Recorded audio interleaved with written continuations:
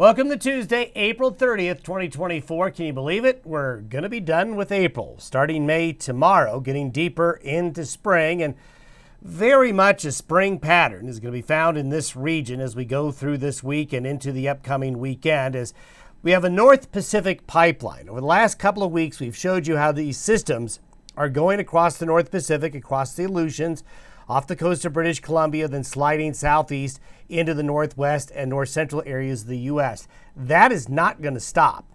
And the good news about this pattern is that it will continue to bring off and on chances of spring precipitation to some of you. The bad news is it's going to keep the severe weather going in the Midwest. We got to get this pattern unstuck before we see any really big changes, but it won't get unstuck for a while. We just have a lot of fast-moving systems coming through this week and into the weekend and really into next week. The fastness of these systems will keep them from becoming any one of these storms becoming a real big one. Just lots of little ones.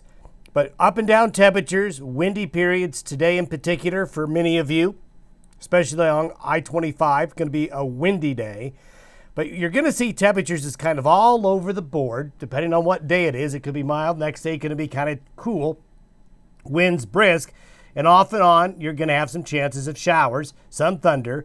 The mountains will continue with late spring snows. That is something that we see not only over the next week, but really over the next couple of weeks. And as we just mentioned, severe weather is going to continue to plague the Midwest because the pattern is just repeating. The pattern is stuck. And we're just basically in the setup that's perfect for the development of severe weather in the Midwest. That's going to stay off the front range. That's going to stay away from us. But the folks who have had to suffer through the severe weather are going to have more. We had a lot of thickening layers of clouds yesterday ahead of the current Pacific front that's moving on through, as we can see from a shot in Sweetwater County, Wyoming yesterday. And the satellite imagery, here is the system that we're experiencing right now. This system yesterday brought rain and thunder to Idaho, Nevada, Utah, western areas of Wyoming, and is now quickly moving through after bringing some wet weather to the I-80 corridor last night and some windy weather this morning. This system is going to move out quick out into the plains and trigger severe weather in the Midwest. You see this swirl of clouds right here? Here's another one, another low coming on in. And here are the strong North Pacific jet stream winds continuing to move across the North Pacific. And what I'm going to do, instead of just showing you individual maps, I'm going to take the 500 millibar chart and just take it all the way through the next 10 days. And what I want you to notice is watching up here in this area right here. And what you're going to see is basically a similar pattern repeating of systems coming off the North Pacific through the Aleutians, the Pacific Northwest, then they curve across the northern Rockies into the upper Midwest, then they go into south central areas of Canada. This is leaving high pressure generally over the east, low pressure over the Pacific Northwest, the central and northern Rockies, and the northern plains.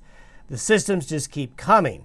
Then you get the battleground. You can see the battleground setting up the contrast between the warmer conditions here and the cooler conditions coming out here right in the nation's heartland, the Midwest. So this is why this time of year, when you get a pattern like this that gets stuck, it's just really bad news for at least the threat of severe weather. The jet stream winds remain very robust, and as long as they do, coming into the west, this pattern is going to stay very busy. So this is for later today. These are the jet stream winds for late Sunday into Monday. See how they just maintain themselves? Very strong. So until this goes away, nothing's going to really change. We're going to be in the same pattern, and it's going to hold likely for another 7 to 10 days. If we were to animate the precipitation forecast, as we showed you yesterday, you can kind of see how these systems come in waves across the west between now and the 10-day period. The Pacific Northwest, central and northern California, the interior west, going to really have the best chances of precipitation and more mountain snows. We'll continue to see not as much along and south of that I-70 corridor area here. So it's going to have a northern bias again. And you can see all the bright colors right here. And if we were to look at the snowfall forecast, it's still very robust. This takes us into May 10th.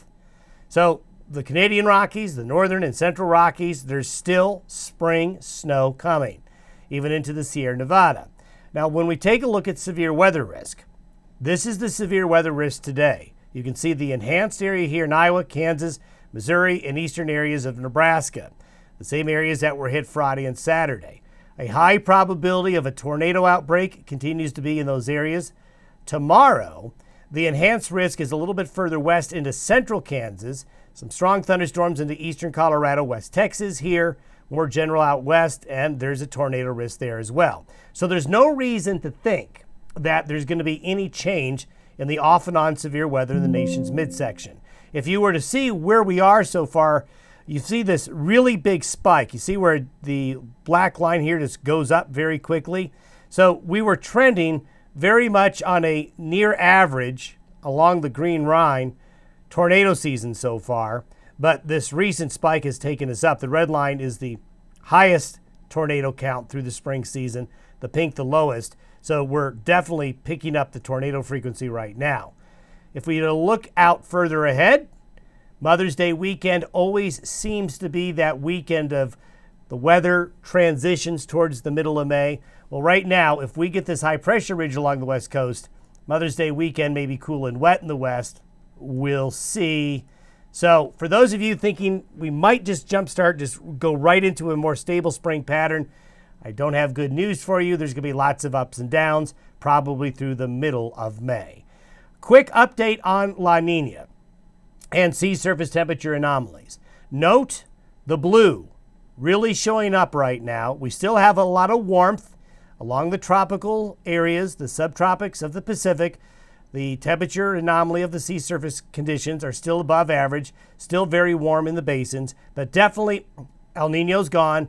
We're in a neutral status, and La Nina is really coming on. And if you were to take a look at the change in the past week of sea surface temperatures, notice there's a lot of blue across the ocean basins of the U.S. This is something that we've shown you before and will continue to update you on, that the overall basins, the major ocean basins, especially the Pacific and then the ocean, starting to see those really warm sea surface temperatures beginning to back off.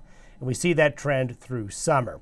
I got this map from tropicaltidbits.com. That's a really good website if you want to go to it, where you can see these maps and see the changes over time. Have yourself a good Tuesday. We'll see you tomorrow.